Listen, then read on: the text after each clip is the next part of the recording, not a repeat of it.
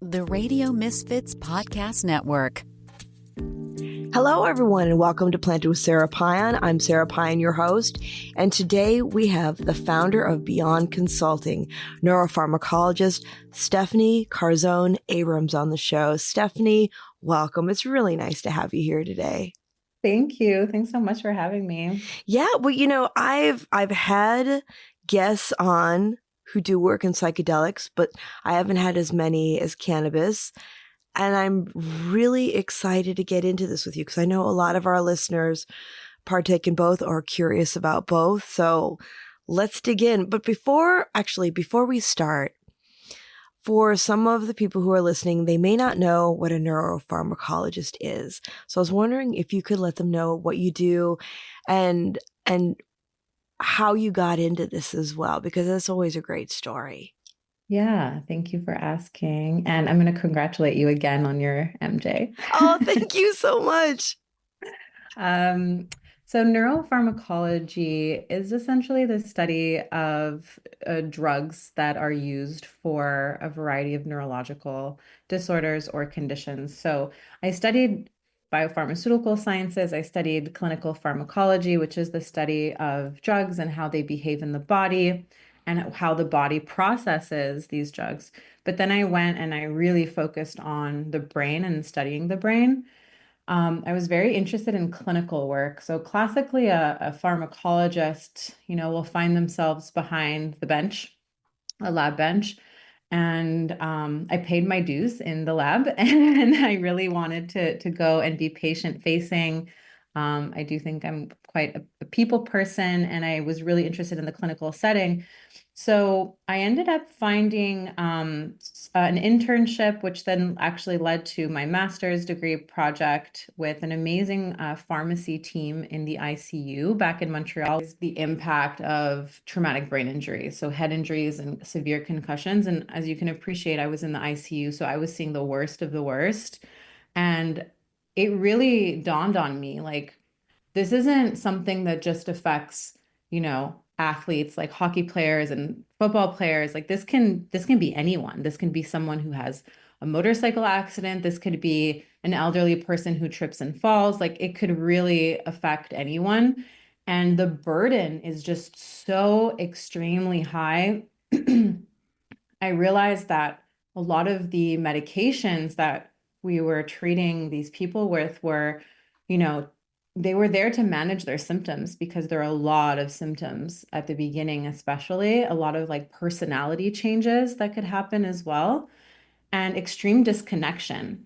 That's something that really hit me. Like people were disconnected from themselves and families were feeling disconnected from their loved ones and just wondering like what, would they ever come back to themselves, or like what was the next year going to look like, And then I realized that these were the same drugs that people were on, healed from the injury, but then they had what we call functional symptoms from the injury. So that could be like irritability, it could be sensitivity to light, insomnia, depression, anxiety, things that really affect your quality of life. And to manage that, we're giving them, medication for their depression, anxiety medication, medication to fall asleep, medication to wake up. And this is just like a vicious cycle of just masking the symptoms, managing the symptoms. And I had a very forward thinking team. Like they were very collaborative with psychotherapists, and they really encouraged patients to be in therapy so that they can have on this like cycle of like masking symptoms.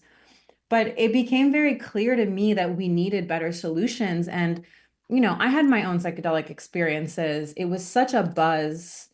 It's still a buzz, but I remember when it really started buzzing around me, these topics of psychedelic science and research. And I said, I wonder if there's a neurologist or someone who's in my field who's looking at psychedelic medicines for this patient population, traumatic brain injury specifically. And so that's how it all started. I was looking to find intersections between psychedelic medicines, research, neurology. I found an incredible person doing this work. And after that, it just it just kind of snowballed. I took a lot of certifications to better understand psychedelic medicines and therapy.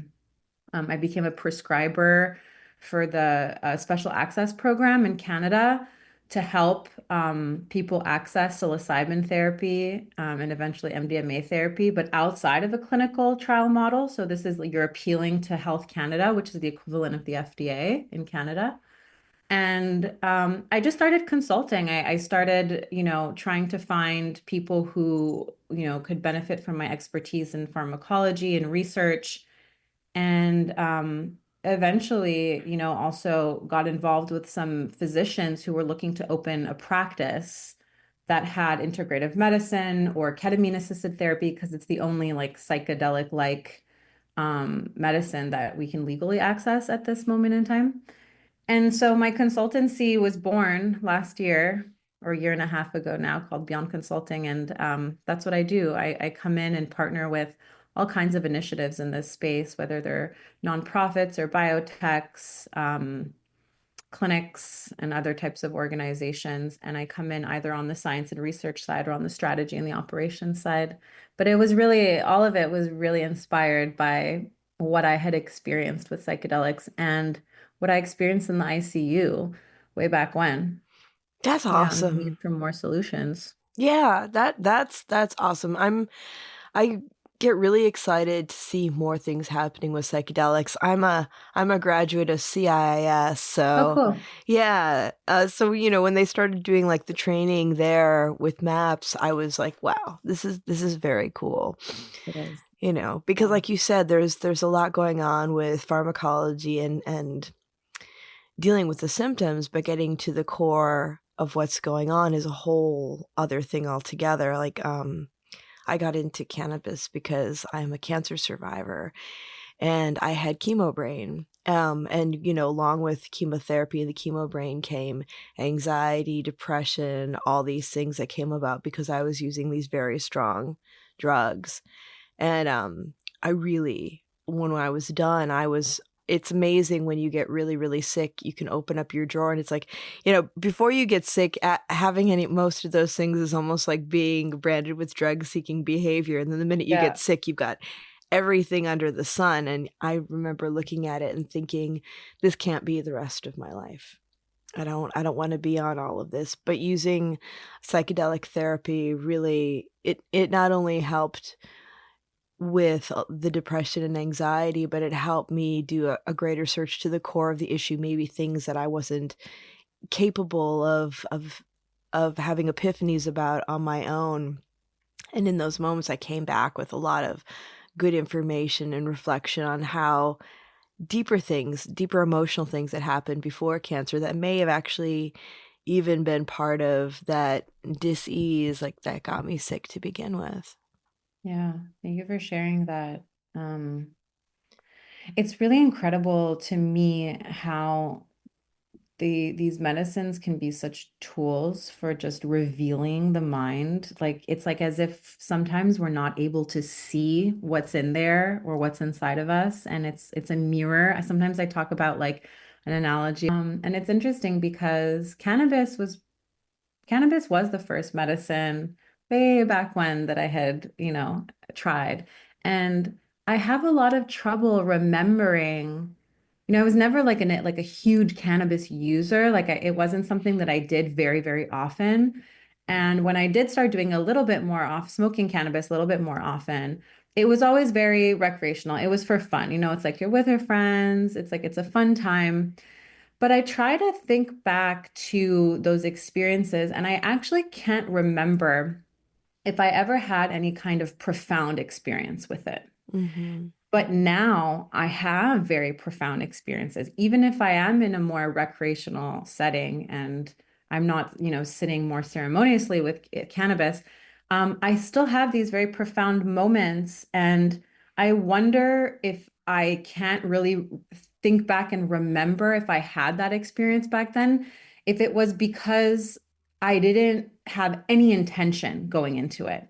And now I do, even if I am with friends and it is like it's like a little party or whatever, and I'm smoking a joint, I feel like I'm going into that like engagement with the plant with a little bit more intention. And I feel like I'm just open to more profound realizations. The setting doesn't have to be a ceremony type setting, and yet I'm still getting these epiphanies and these truths that are just landing on me. And I just find that very, very telling about, how to practice with medicines, because I think we get so caught up in these medical models. And in my world, professionally, it is all about the medical and therapeutic model. But I Mhm. have so much, respect. And I also have my own experiences that are outside of the medical model. And I recognize that these plants and these medicines are not just meant for the medical model, but it goes to show that whether it is a therapeutic container, whether it's a ceremony, whether it's a doctor's office, or whether you're at home with your friends, you can have a little bit of intention or a lot of intention fueling that experience, and it will be way more meaningful and impactful. It's People, I think, need to stop drawing such a heavy line between what we consider therapeutic medical and recreational, Mm. because the recreation is extremely therapeutic, Yeah, you well, know? as human beings, we're constantly Yeah, striving towards homeostasis, right? right. Do you think that your experience with psychedelics maybe created more mindfulness too with your cannabis use, just because it kind of 100%. echoes out into everything in your life? 100%. And also the way I feel when I engage with cannabis is totally different. Yeah, Yeah, I yeah, had so many positive, amazing experiences, once upon a time, but it's just completely different. It almost feels like a different medicine, yeah. different plant. But then they talk about, your relationship with the plant. Some people are like, what does that even mean? It's a plant. And I'm like, no, no. You can form a relationship with it. Yeah, well, it's going back to that when I teach my classes, a lot of time people will be frustrated with their experimentation and all they know is that it didn't work out the way they wanted it to. But I think, in this crazy world where we're rushing from moment to moment, we lose touch with our bodies and realize that like everything we put in our bodies, we have a relationship with and it creates a reaction. And you being in neuropharmacology, your suppression, whether it's and how do we center ourselves and be still and observe and really be mindful of the state of where we are and what's affected that. Yeah. Yeah. As a neuropharmacologist, I feel like all of that knowledge just lived up inside my head for so long. And it was like, I'm very aware of what I'm putting into my body. Yes. And I think just naturally, I've been a very aware and in tune person. But all of my knowledge of like neurochemistry, chemistry, body chemistry, I felt like it was all up in my head all the time. And it's just like you have just like the knowing and the information. But then there's a difference between that and then embodiment. And that's something that changed in this exploration Hmm. is learning how to now use that information and embody it, use that awareness and that knowledge and embody the lessons, the change, the perspective, all of it. And it creates a new level of awareness. And it's also something that I encourage women, especially because as women, we're on like a roller coaster ride with our hormones.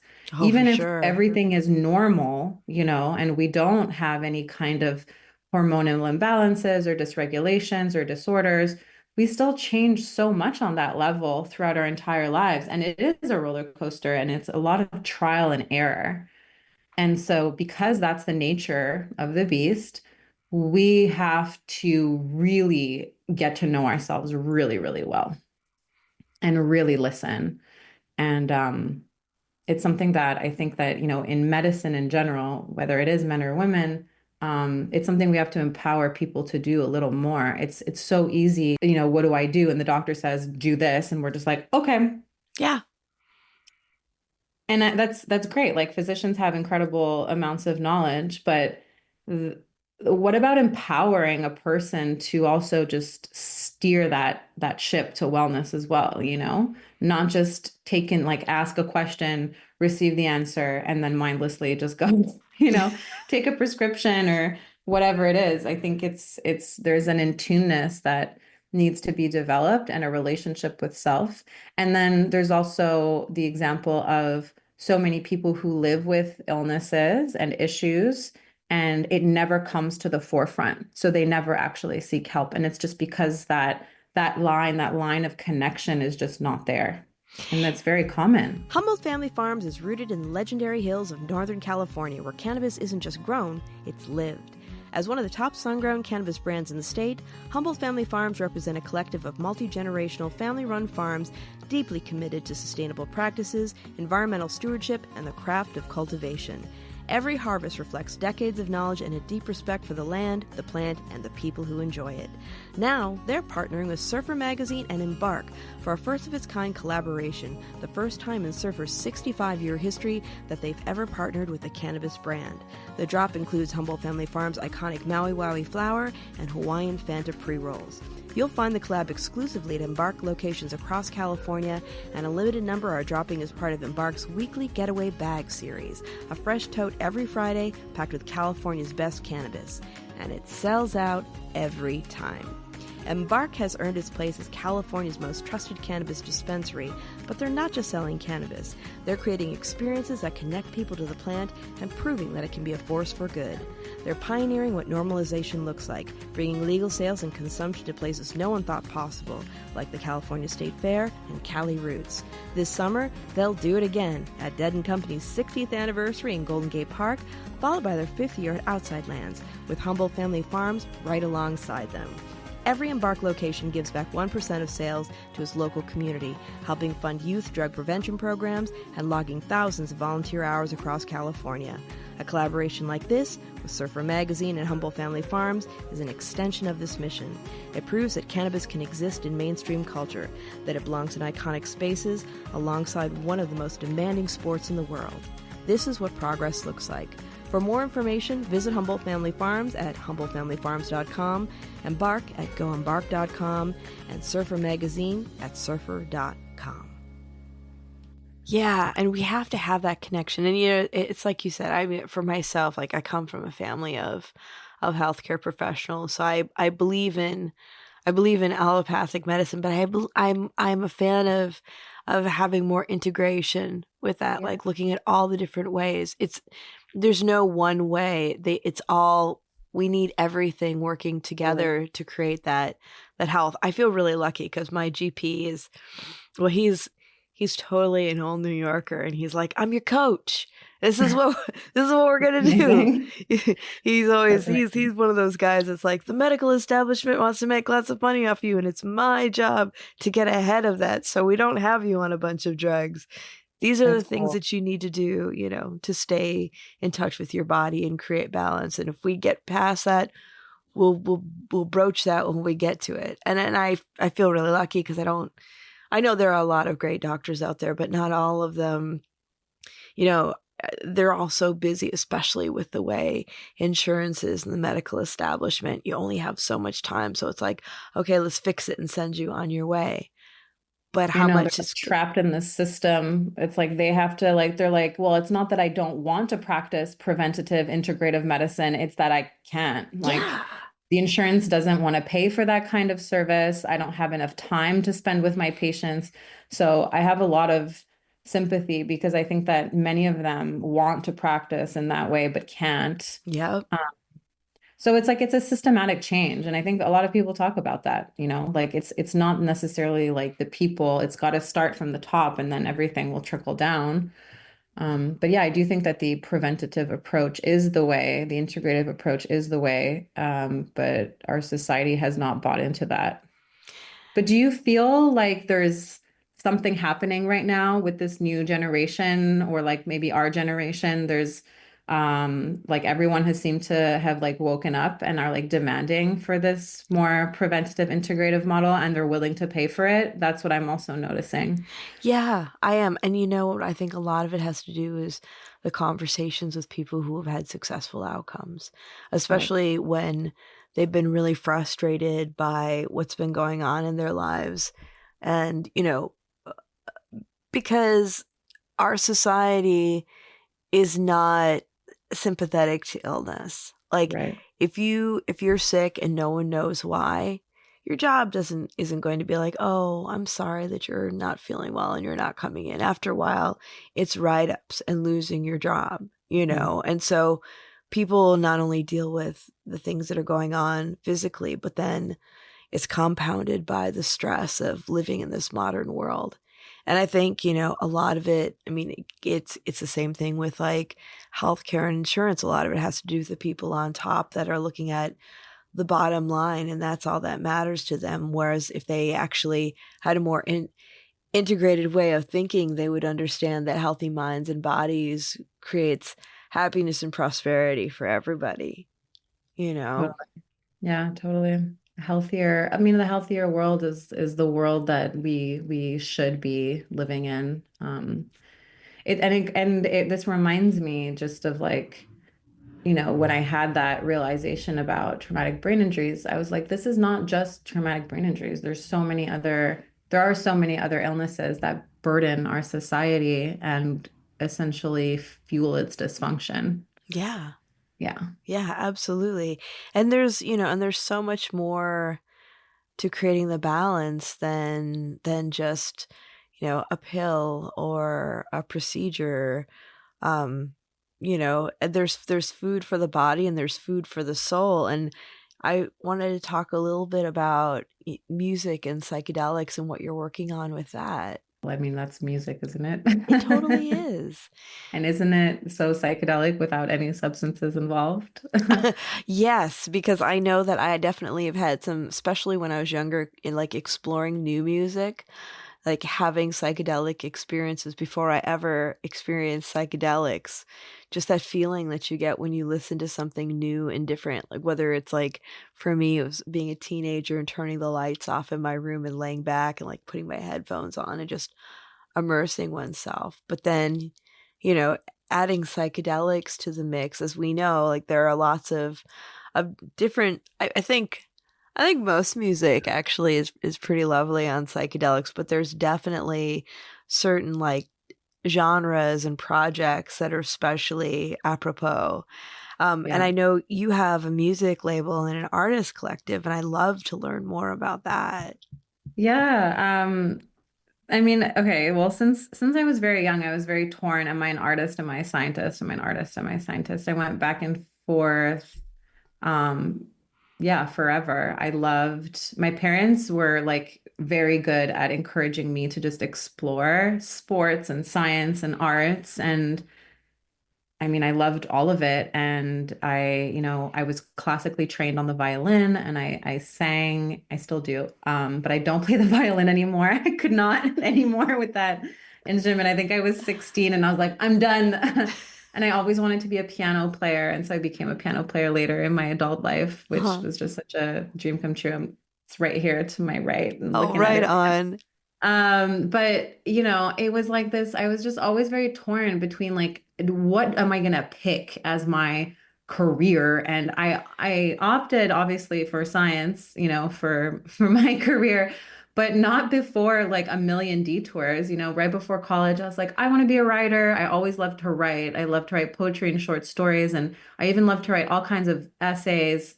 And I wanted to maybe do journalism or travel journalism. I didn't quite know, but I wanted to write and went into liberal arts first. Tried that for a year and I was like, this is so awesome, but I'm going to go back to science. Like science is calling me. So I went back and of course, you know, pursued my career in science. And for many years, it was interesting. It's as if like the arts and music almost got like shut out. I didn't really have time. I didn't have the energy. And when I moved to Los Angeles, I was inspired by how creative people were. And I was so like, I was very surrounded by creative minds, and not just in the arts, like entrepreneurs are very creative people. And so that was very inspirational for me. And it really kind of cracked me open and made me realize like, okay, like you can pursue what you want. Like, look at all these people around you that are doing just that. And I didn't know what it was going to be, but one of my best friends from childhood, he's a DJ and music producer. His name is Max Mignot. We grew up together. He ended up, you know, learning how to produce and starting an event series in the Caribbean, and then moved to Mexico in the Sayulita area and really grew it there. And I visited him and was just like, oh my God, this is awesome. The music that you play is awesome. He plays a lot of like Afro house and like Brazilian, Latin, global groove, electronic music. It's just so joyful. There's really no other way it has so much heart and so much heat. And I was like, this is really cool. You're very good at this. We need to do this in LA. And so that's how it kind of started. We started throwing these events in LA. It was right after the pandemic. People were here for it. They wanted to get together. We were also bringing like Afro house and that type of electronic music to Venice. And although Afro music and Afro beat is definitely present in Venice, I wasn't seeing any like DJ parties with like the electronic version of that music. So I think it drew people in because they were like, oh, this is different. This isn't techno. This isn't, whatever, minimal tech. And so it started us off really well. And then we realized like, hey, here are a bunch of artists that we're collaborating with that are super talented. They're booking shows, they're producing music, and they have no managers, they have no agencies. And this realization came when I left my last job at Johnson and Johnson and medical devices. And I was just like, all right, I have this year to like figure out what my next steps are. But also I have a year to really grow Public Secret. I don't know if I even said that it was called Public Secret, but it's No, called you Public didn't. Now we know, and it's not a secret. Now you know it's called Public Secret. And so yeah, Max and I just started kind of working with artists and just helping them with artist development and strategy, and just, even something as tiny as being the one on the email exchanges as a representative of the artist was huge. It gives them a level of credibility that I just feel like the industry's harsh, like when an artist is representing themselves, it's amazing. But imagine like if you see that an artist has a representative, it almost like elevates them a little bit more, right? So that was kind of my goal there. And we wanted to also like take away all the things that bog artists down. Like they don't want to negotiate their contracts or figure out their contracts. They don't want to do their invoicing. So at first, I took that on, and then just started like helping left and right. And then the music label piece kind of came together. We know it's very competitive. The whole notion of releasing music and getting your music signed to like major labels, it's a whole world, and it's very different than it used to be, especially with Spotify now, right? Oh, And these types of definitely. streaming services.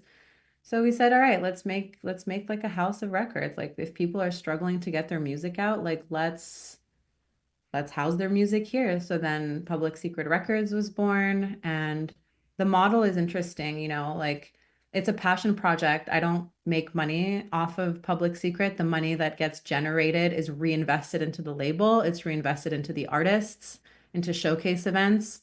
If an artist needs resources like artwork for their album, that money is there. It's essentially like a little fund to push the collective forward. And I think it's awesome. Our events are unique, I would say, just by nature of like I guess like the spirit that gets infused into them. It's very uplifting and joyous and fun. And we do these things called secret sessions where we pop up Renegade in like really unique locations, like on a mountaintop in Topanga, and drop some coordinates and have people just show up, not really knowing what to expect. And I really want to focus on doing more of those because there's no shortage of parties at venues. Right. I don't need to go and like compete with all of that. Um, let's do something different. I I love the Yeah, Renegade that's parties. the It's story. yeah, no, it's in San Francisco here back in the day. There were a lot more of those, and they're really magical. And I have to say, like, I can't tell you how many friends of mine who have been in the sciences are also artists. That connection, there's something about that. Like, my when I first moved here to San Francisco, I came as I went to school for theater, and so I was coming to teach acting, and I ended up landing in this house of a bunch of like electro hippies who became really That's dear awesome. friends. It was a lot of fun, and just to kind of see like these people who like I had friends who did algorithms for fun, but were like total music heads, and I started to see that connection. I was like, oh, arts and sciences are so intertwined because there's something about the way our brains work, especially people who really align with the sciences tend to Not always, but I a lot of the time tend to really be immersed in the arts as well and be very talented in that too.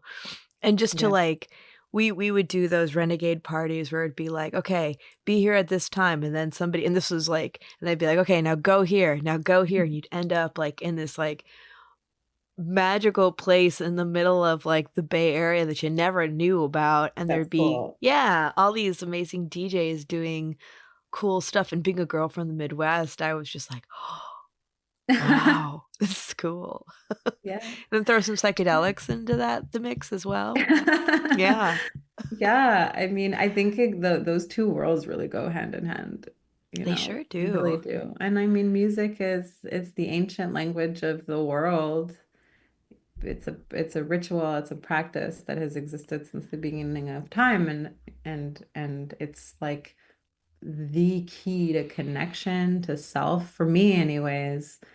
Like you were saying before, when you would go to your room as a kid and put your headphones on, music makes me so incredibly emotional. It like moves me. It's incredible how much it moves me. Like in a dorky way. Like if I learn a new piece on my piano, sometimes I'm just like I literally like I will burst out into tears because I've completed it and I'm just like, wow, you're such a dork. But it's just because I just think it's incredible. It's just yeah, it's just an incredible thing. And we talk about, learning to be more connected to oneself. And I think that sometimes listening to music can do that. If we have trouble accessing our feelings, our emotions, music can get us there. It can help shift our thinking, can inspire us.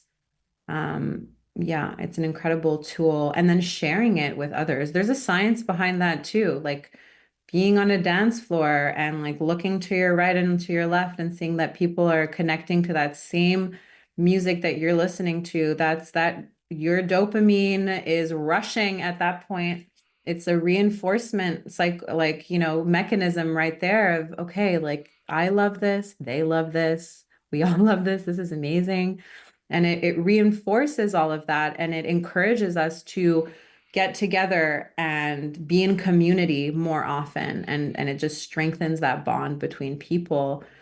And it's really interesting because I've looked, at the neurochemical response of psychedelics versus the neurochemical response of listening to music or dancing, and it's the same neurotransmitters that are recruited. You have serotonin, it's norepinephrine, it's dopamine, it's oxytocin. It's this, I always call it neurochemical jazz, but it's this recipe for connection and enjoyment. And going back to what I was saying before, and this goes hand in hand with the whole birth of house music. You have people coming together to find connection, to find acceptance, to find a place where they can express themselves in a judgment-free environment. You have the music, and I mean, you've essentially produced a psychedelic experience right there just with music. And I mean, people get caught up in the word psychedelic because it's just like paired with a substance or a drug or a medicine, but that's not what it means. It's revealing the soul, manifesting the mind, mind expansion. And that's what these environments do. And I can totally see how, we talk about the history of MDMA and how it went from labs to dance floor, and it was so stigmatized, and it led to its, scheduling as a drug. But like if the masses hadn't experienced it in that way, would we have recognized its therapeutic potential? Like if it had Right. just stayed amongst the chemists that had discovered it, maybe, that group could have pushed for, a drug to be developed or a therapy to be developed, but it's way more impactful when thousands, maybe even millions of people can stand behind the experience and say, no, this is incredibly heart opening. This has healed me. And joy and healing are like they go hand in hand. We have to foster these joyous moments and opportunities in our lives. And it's also, I know that there's a lot of shadow that follows all of this because there's a lot of, potential for misuse. There has been misuse. Just the rave scene is a risky scene. It is. But, there is bright light, dark shadow to everything. And all we can do now is educate, educate to encourage people to be responsible. But also to just encourage people to not feel shame in seeking joy, Yeah. Yeah. And that's not substance related. I just mean like seeking joy and making sure that there's joy in all corners of their lives. And I feel like there's like a guilt, there's a shame, there's like a culture of like needing to deserve it or earn it. It's interesting, right? It is interesting because it should be one of the, I feel like it should be a basic right to have that Right. kind of joy, and even thinking about like beyond taking a substance to have a psychedelic experience, the fact that as human beings we're capable of having endogenous psychedelic experiences is something really to behold. Like it's not just, you're right, because there is stigma around the word psychedelic, and there shouldn't be. I mean, and when we look at like set and setting and how to set the stage for safe experimentation, if you do choose to partake, what are some pieces of advice that you'd give to people to make sure that, the timing is right and that they have an optimal experience? Yeah. I mean, safety first. The environment needs to be a safe one, and not in terms of just like um not just like the location, I guess. It's like who is surrounding you? Like, do you feel safe? Do you feel like you're surrounded by people who could hold you if something went, south? Yeah. But also, like, we owe it to ourselves to ensure that on a medical level and health-wise, we can engage with psychedelics. And it's worth the exploration because there have been many cases where people feel totally fine and healthy, but there might be underlying risks that we don't know about. So I think it's worth really knowing. And it goes back to what we were saying before, like being connected with your body and knowing about your health. And if you know that, yeah, this is a safe thing to do. And if you're not sure, then yeah, go look. There are so many experts. Go look for someone, whether it's a physician or a therapist or someone who could answer those questions for you. If there is doubt, don't just sit there with the doubt and just go for it. Like, go seek some help and some advice. There are a lot of resources out there that provide vetted, you know, um, healthcare professionals who are educated about psychedelic medicines, who can advise and who will advise. And there's also a lot of resources out there that will explain how to, set up your environment, cultivate like a really good set and setting, how to prepare mentally for your trip if this is something that you're new to. Yeah. And I think just practicing with intention, again, like it doesn't have to be something life altering that you're calling in, but call something in. Are you looking for a lasting, meaningful way to connect with your audience and highlight your brand? Well, listen up, because Planted with Sara Payan is taking on new sponsors. Here's a powerful stat. 20% of listeners are more likely to support brands they hear about on a trusted podcast. And 60% actually look up that product after hearing about it. That's the power of podcasting. Planted with Sara Payan has a unique draw. With remarkable guests, we attract and engage audience that spans all sides of the cannabis spectrum. Picture your message reaching these listeners time and again. Podcast ads are evergreen, meaning your brand stays relevant as new audiences discover and binge past episodes. It's a long-term investment that keeps on giving. If you're looking for a targeted, passionate audience with lasting impact, the right listeners are here waiting to meet your brand. Visit plantedwithsara.com to get a copy of our sponsorship deck today. And if it's just enjoyment, then call that in. Call in the enjoyment and think about how the experience is going to positively affect the rest of your life. How do you make changes on the micro levels? How do you make changes on the macro levels to better your life, to be a better human?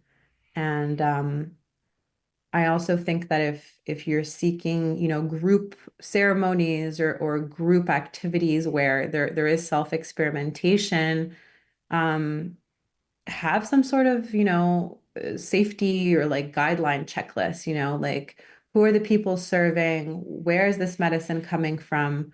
The underground is the Wild West. There are such integrous and responsible people in the underground, but there's also a lot of BS, and there's products that claim to be one thing but aren't. And so it's worth digging in to ensure that you're doing it safely. Yeah. And would you say for people who are using that they have drugs prescribed for them for things like depression and anxiety, it's probably a good idea to check in with a trusted health professional to make sure that there aren't any interactions. Exactly. Yeah, it is definitely worth it. If there's any kind of medication that you take regularly, you do want to make sure that that there are no contraindications. And like I said, there are healthcare professionals out there who will be able to answer that question, especially now that we're in this time where there's so much research and that these medicines are being used to investigate their benefits on a therapeutic level.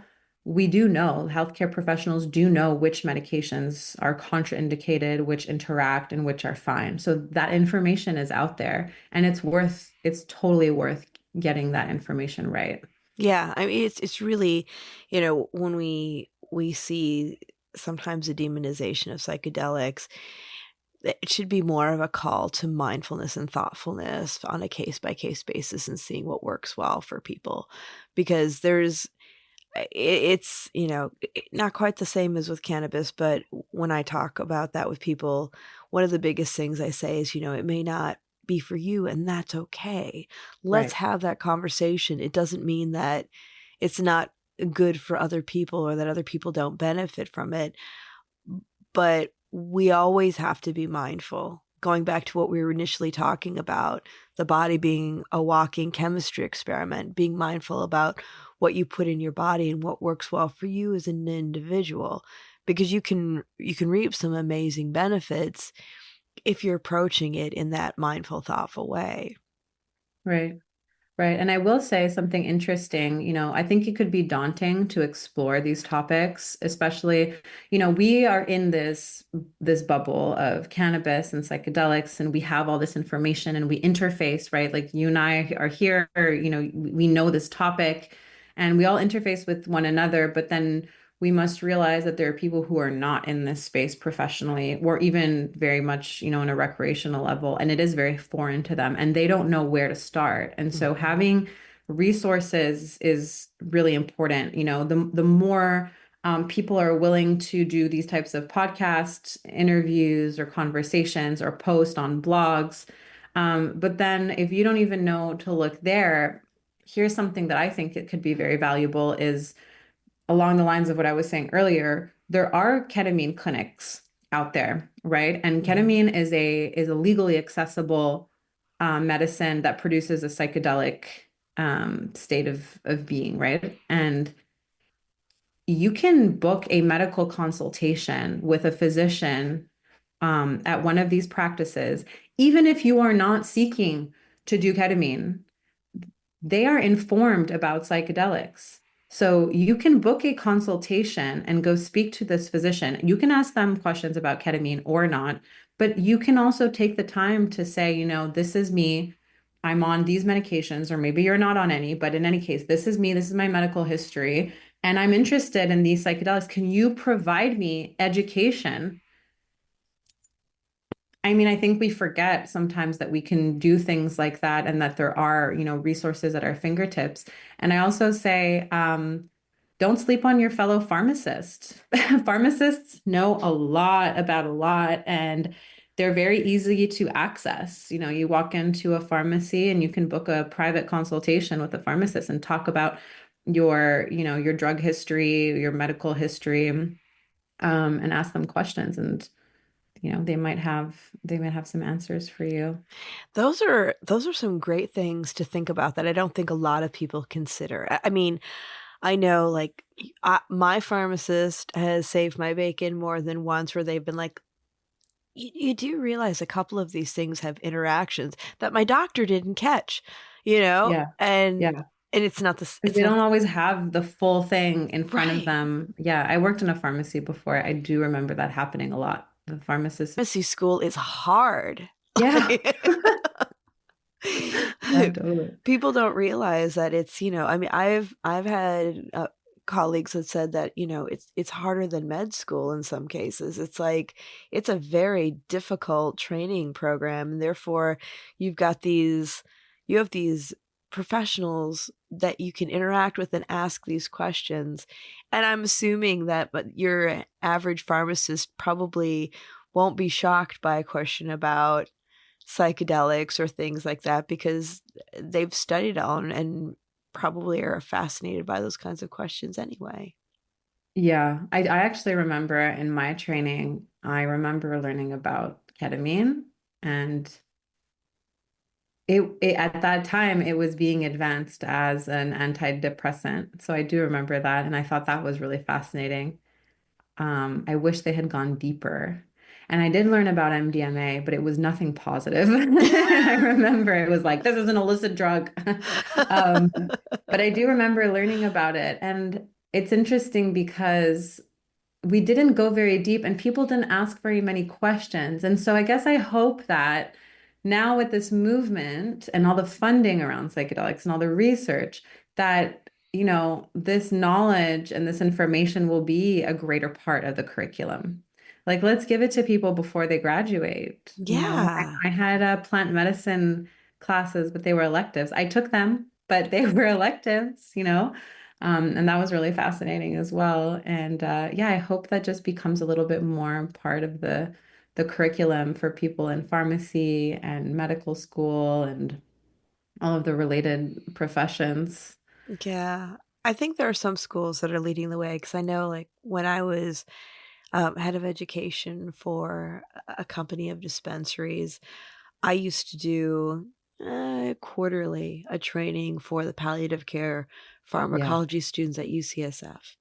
And it was really interesting to have the conversations because they would be like throwing these questions at me. So and so has this, they're this. What's the ratio and the dosage? And I'd be like, well, okay, just like it doesn't work that way with drugs, it doesn't work that way. You start at a certain amount and you work your way. You're looking at finding the appropriate ratio at the lowest volume that creates the desired reaction in the body. So just like if you were to give someone, you know, levothyroxine, then you do blood tests to see how it's affecting them, and the doctor would adjust the dosage. It's the same thing with this. And they're like, Yeah. oh, it's like, Yeah. I think that working with things like cannabis and psychedelics, it also helps promote critical thought in your profession. Absolutely. It's not one size fits all. We know what are the safe doses to start. We know what doses not to, you know, surpass to keep someone safe and alive. Yeah. But it's very high touch, personalized medicine. It's also why, you know, it's an expensive therapy. It's not the medicine itself, it's the skill set, it's the people, it's the time. This is not something that you like just throw back as a pill, especially if you do have a complex illness, especially if you do require, you know, a lot of guidance.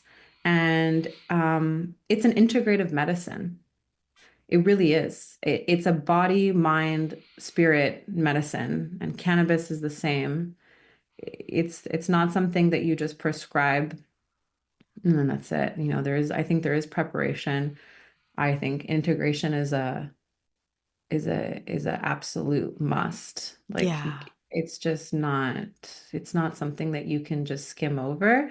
And then the dosing as well. Like I know I'm the clinical director of an integrative medicine and mental health clinic here in LA called Modern Medicine Services. And I see the way we practice with these patients, even if they've come back and it's their third experience with ketamine assisted therapy, there's a lot of tinkering sometimes, you know, they could just be feeling different. They might, you know, not want to do something that they did the last time, not want to go as deep, maybe it's the music, maybe it's the eye mask, maybe it's the headphones, maybe the room is too hot, but it is very high touch and it needs to be that way. And you have to meet people where they're at, basically. This episode is brought to you by Fat Nugs Magazine, a global perspective of cannabis and stoner culture as a bridge to the rest of the world. Right now, you can join Fat Nugs Magazine, Beard Bros Farms, Freedom Grow, and Jailed for Weed in the upcoming Prisoners Edition and help spotlight current and past cannabis prisoners and their stories, because no one should be in jail for a plant. Find Fat Nugs Magazine's beautiful print copies at your local dispensary, fatnugsmag.com, and on socials. Cannabis culture welcomes us all. Yeah, absolutely. Well, and touching on that, that's the new clinic that you've opened in LA, correct? Yes. Let's talk about that. Yeah, well, like I said, I think, everyone on this team believes that psychedelic therapies, including ketamine, are integrative medicine. And integrative medicine, exists as its own specialty in a sense. A lot of these physicians are internists, and then they learn to practice with a East meets West approach. So it'll integrate things like herbalism, nutrition, acupuncture, maybe some other needle therapies. But if someone is coming in and telling you, I have pain, okay, the physical pain might be from an injury, right? But the pain could also be related to something mental or emotional. If the pain is related to an injury or something else, and if it's chronic, it is probably affecting your quality of life and your mental health. And so the point here is to integrate all these pieces by body, mind, and spirit, because it's never just this direct line between this is the cause, this is the symptom, this is the solution. Humans are an entire system, a very complex one. And so it is a more holistic approach. If you have an integrative medicine consultation with a physician, you'll have an opportunity to sit with that physician for 60 minutes and not just discuss, the problem itself, but discuss your entire life and discuss, what you might be wanting to do outside of the four walls of the clinic to be empowered, to have tools to just better your health, better your wellness. So it's this full approach. And so that's our approach at the clinic. We have 60-minute consultations with physicians. We talked about physicians having the time. We encourage them to take the time with patients. And ketamine is part of the offering, but it also doesn't have to be. And if I guess like our golden pathway, so to speak, is a protocol, like a care protocol to healing, or a care plan that involves multiple modalities. We want to be able to offer people more than just one service. Of course, if they're only interested in acupuncture, that's fine. They can come and just do acupuncture, but there's just more of a guided approach to all of it. And I think that we're not necessarily going to see a world where all clinics and all practices and all physicians and providers practice this way. But I think we're going to see more practices like this one that allow people to feel fully held and work with a team like ours, but also work with their primary care and some other specialists. Like, we want to be very collaborative. The team has integrative medicine doctors, a psychiatrist, therapists, nurses, nutritionists with different specialties, from someone who's also really good at intuitive eating and teaching people to have a healthy relationship with food and their bodies. And I think that the more tools you have, the more successful you'll be. We don't want to just treat you, send you on your way. We want you to feel like you've got a support system. Yeah, absolutely. Yeah. It sounds like a sanctuary for homeostasis. Oh yeah, that's a good way to put it. For for people who are coming in and looking for the services, what are they often searching for? A lot of people search for integrative medicine. A lot of people are looking for solutions within mental health, especially when they feel like their conventional therapies aren't working. So I know that People are looking for treatments for treatment-resistant depression or PTSD, existential distress, and palliative care as well. A lot of people are also interested in sound beds, which we do have, talking about producing altered states of being or of consciousness. If you're not ready to try a medicine like ketamine, or another psychedelic, these vibroacoustic beds can really put you in a state of relaxation. They can help with emotional release. And we're also fully prepared to integrate your vibroacoustic bed experience. We've had people feel like they needed to have a conversation afterwards with one of our providers about how they felt and what they were experiencing. And also, people are interested in our acupuncture because it's part of the integrative medicine consultation, and that consult will really guide the acupuncture. We have this bed called the In Harmony bed, and it is a vibroacoustic bed, but it looks like a massage table. So they actually do this like psychedelic informed acupuncture sound journey. That's It's pretty cool. unique. Yeah, it's pretty unique. And so. Anyways, if anybody's interested, our website is ModMeds, MODMEDS, modmeds.life. And there's a lot of holiday specials right now. So come Oh, in. that's cool. Yeah. That's cool. It's a great way to start out your new year. Yeah, give the gift of wellness. Yeah, absolutely. Yeah. So, what are because we have so much more Yeah, to talk I know. about. But what Yeah. are some of the things that you're excited and hopeful about in the future? That's a good question. We talked about joy today, and I started this talk series with a friend of mine. Her name is Jane. She's a therapist, and it's called The Chemistry of Joy. And it's a conversation about the human experience. We talk about, love and relationships, childhood, community in the world. We talk about the shadow side of all things. But we dive into these different, I guess, like archetypes. And, we talk about where there should be joy, where there could be joy, where we even maybe struggle or challenged in joy. It's a very cultural, relatable conversation. It's also a conversation about psychedelics and their therapeutic potential. We talk a lot about heart openers and ritual that could be formed with plant medicines that are absolutely legal, like cacao, canna, the South African plant. We talk about cannabis. And I'm excited about that because we've given it a few times and it's really taking shape now. And I'm excited to bounce around next year, giving this talk. I can feel the appreciation and I can feel the connection with people in the audience. I feel like it's kind of like what I was saying earlier. People feel the need for permission around joy. And I feel that this talk is a reminder that you don't need permission for something like that. And, it's called the chemistry of joy. And so there is some science in there. I love science. So I know that people want to know, like, how are these psychedelics working? Why are they opening our minds this way? Why do I feel this way when, I experience this medicine or so I like to break it down in a way that's digestible. And I'm just very excited to grow this conversation about the chemistry of joy in the next year. Doing a lot of work with women's health. That's something that's also very important to me. Um, had my own kind of journey where I was like, I don't want to be on like another birth control pill or have to like change, what's seemingly working, but something isn't working. Like, what do I do? And Chinese medicine actually did it for me. And that's what really, turned me on to the plant power. I was very skeptical. I had a functional medicine specialist be like, all right, you're going to try this Chinese medicine herb blend.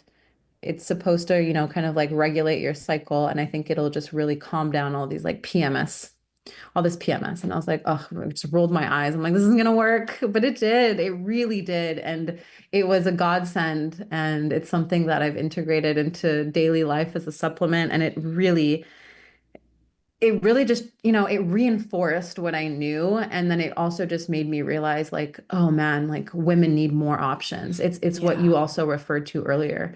Western medicine is incredible. And thank God for it. But then what if that's not working for you? What if you just want other options? You should have a right to try and not fail a bunch of treatments. So I'm just very passionate about educating and advocating for other solutions. And so at South by Southwest in March in Austin, I'll be giving a talk about psychedelics, plant medicines, and women's health with an incredible group of experts in the field. Yeah, so there's a couple of things. That's There's really always more, cool. but yeah, follow along my journey, and you'll see things pop up here and there. I just think it's so important to have conversations with people like you with your strong science background, and it's a yes and sort of thing. It's like, yes, and science is important, and we have these other modalities that we should be considering that are equally as serious, and working together, they create beautiful things. Yeah, I agree. Yeah. I agree. Thank you for saying that. Absolutely. And for people who want to follow you on social media, see what you're doing, maybe reach out and learn more about some of your projects and the clinic, how do they do that? Yeah, if you want to reach out, there's a contact form on my website, and my website is beyondconsulting.life. So there's a contact form, and I'll be able to respond to emails there. My social media is Steph with a PH, 2_K, Steph K. It's not like a professional, any kind of Instagram, but I do post about upcoming talks, and I do share some education. And then my LinkedIn is also around if you want to connect on a more professional level. I do keep a blog on my website, beyondconsulting.life, and there's some interesting things about the things that we've talked about today. Yeah, but I encourage anyone to reach out with questions. I'm always happy to share resources and connect people. So please do. Awesome. Next time that we talk, I'd love to do a deep dive on women's health. Oh, I would love that. Yes, I would really love that. Awesome. Thank you so much for joining me today. It's just been a pleasure. You're just so smart. Oh my gosh, thank you. So are you. Well, thank you. You were like listing, you're like, once I was this, and then I was head of education, and then I was that. I was like, wow, girl. Decorated. We all wear many hats to get our life experience, right? Incredible. Very cool. Yeah. Well, thank you, Stephanie. And I'm looking forward to our next conversation. Likewise. Yeah. Thanks so much. Have a good one. You too. Bye. And everyone, remember, if you like listening, please give us a review, share it with a friend, let us know what your favorite episodes are. And if you'd like to stay in touch over social media, we are Planted with Sara Payan on Facebook and Planted with Sara on Instagram and Twitter. You can also go to our website, www.plantedwithsara.com, or listen to us on our parent network, Radio Misfits Network, where there are other great podcasts, like one of my favorites, the Winemakers Podcast. So check it out. You can listen to Planted wherever you listen to your favorite podcast, whether that's Pandora, Spotify, Amazon, Google, Apple, Stitcher.